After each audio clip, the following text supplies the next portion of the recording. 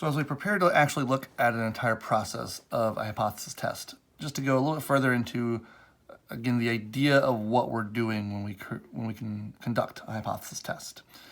We take a sample, and so in this case, we're looking at people who are in favor of banning cell phone use while driving. And so we take a sample, 1,000 people, and 534 of them are in favor. So our sample proportion is 534 out of 1,000, or 53.4%.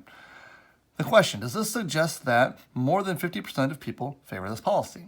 Well, obviously our percentage that we got from our sample is more, but it's a sample, and it's only 1,000 people.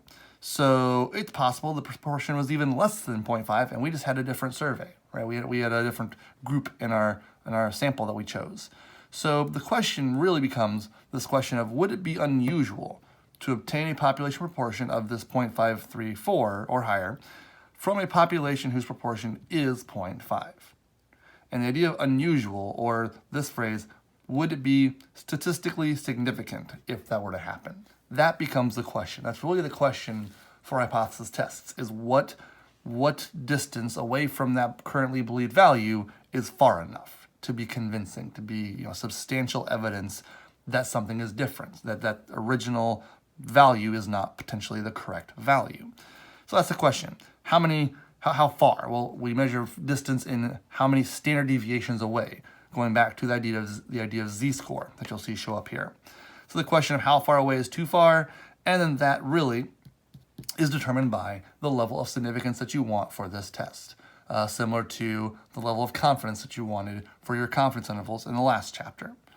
So for this section 10.2, we're going to work with proportions. So working with a population proportion and a hypothesis test for it.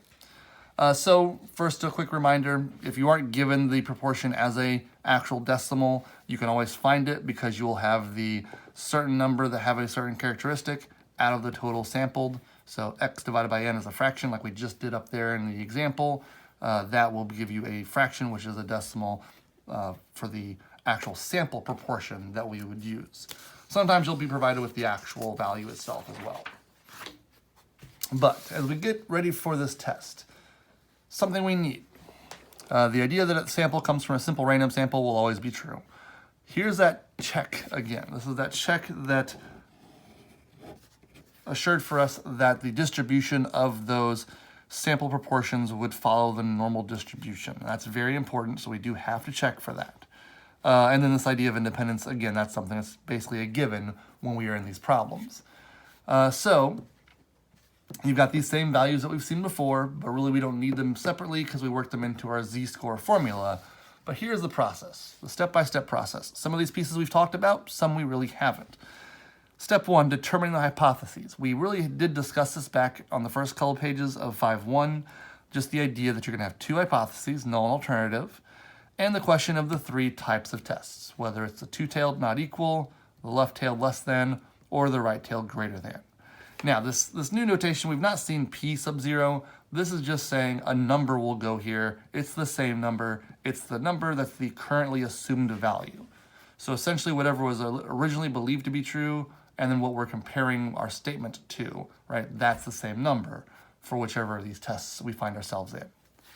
Now, the next thing you do after stating those hypotheses is you take that sample information and you create what's called a test statistic. We will label that z sub 0. Sometimes I end up just labeling it z, but z sub 0 is the official notation for it. Now, here's the formula. We've defined all the things that are in that formula. P hat is your sample proportion you got. All these p naughts are the value from the currently believed to be true value, and n is the size of your sample. And so it says, think of it like the z-score from your sample. That's really what you're doing. You're describing the location of p hat's z-score, effectively. Okay? And that value, that is going to be a number, a z-score. We want to compare that number to something referred to as the critical value. So we're going to determine a critical value and critical region, or regions. So this is based on two things. It is based on the type of test, left tail, right tail, or two tail, along with a level of significance, which we said is that alpha. So the critical value that we're looking for will be the boundary of the tail that we decided describes our test. So let's take a look at that in some more detail. Excuse me. So again, alpha is a level of significance, and we're going to use alpha to determine that critical region and critical values.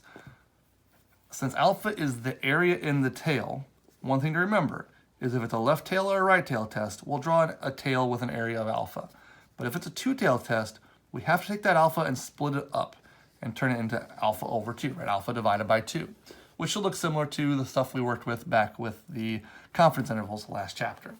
But what the nice thing is we know we're dealing with a normal curve because we passed that check, so we can use inverse norm very quickly and easily to find the z-scores, which will be the critical value or values. So the first example here, we want a left-tailed test with an alpha of 0.01. We're kind of skipping all the story. We're just making sure we understand how to find this critical value and critical region. So a left-tailed test would look like that. And if alpha is 0.01, that tells us the area inside that curve, inside that shaded tail there, is 0.01. Meaning if we want this value, that's what we're trying to find, the location, the critical value location of that boundary, we do inverse norm. And as it mentions up here, remember, inverse norm always uses area to the left of the z-score. So in this case, inverse norm of 0.01 is exactly what we want, giving me negative 2.326. And that's it. That would be considered our critical value, and this tail is our critical region. For the next one, if we had a right tail test with an alpha value of 0.05, the area of that tail is 0.05, and if we want that location, we need an inverse norm. However, 0.05 is area to its right. We need the complement. We need inverse norm of 0.95 to get area to the left, giving us 1.645. And then lastly, for the two-tail test, if alpha is 0.04, we need that over 2 to know that 0.02 would be the area of each region. And then, with that being the case, we do know this is symmetric, so you can find either one, it doesn't matter. If I go with this one, since that's the area to the left, I can do inverse norm of 0.02, giving me negative 2.054, and thus immediately knowing that the other critical value would just be the positive form of that z-score. That's a guarantee. Okay, so now comes why we want or why we need both the test statistic and the critical value. We're going to make a decision, and that decision comes from comparing the critical value and the test statistic. Now again, this notation here can be a little confusing as you're just now learning it. Again, this was the test statistic, the z naught, and then the z alpha or z alpha over 2 was the critical value. So there's a bunch of different comparisons and what we would look for to reject the null. Notice each of these says, if this, then reject the null hypothesis. It's a lot easier than that, and this is why we draw pictures. You don't need to worry about the specific inequality relationships. All you need to know is that when you draw that tail, if the test statistic falls within the critical region, again, that is the shaded tail that we've drawn, then we reject the null hypothesis.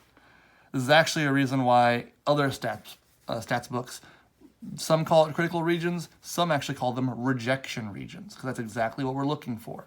We're looking for our test statistic, that thing that comes from the formula, to fall inside the tail, right, in the tail, then that means we reject the null. That's what we're looking for, because notice in all three of these scenarios, here you're saying the test statistic was less than the critical value. Well, that's the boundary on a left-tailed test. So if your value from your test statistic from your sample is left of something, it's in that left tail. Or if it's right of, greater than that boundary, it's in the right tail. Or here, if it's less than the negative boundary or greater than the positive boundary, it's in one of the two tails. So really this entire chart sums up to, if your test statistic is in the tail, reject the null. That's the idea here. Now again, remember, if it's not, we say we're going to not reject the null. We do not ever use the phrase that we accept the null, okay? And then for the conclusion, really the only thing we have to add to what we already were seeing at the end of the last section is simply this statement of the level of significance. That's it. We add that as a clarifier because remember, the idea of the level of significance was that alpha, and that was the chance of making a type 1 error. So that's similar to the confidence level of confidence intervals. So if we set alpha of 0.05 versus alpha of 0.01, we might have a different conclusion. The better chance for error that can change our results. So that has to get stated, but then the question of whether there is or is not enough evidence to support the claim, and then you just reword the claim in sentence form.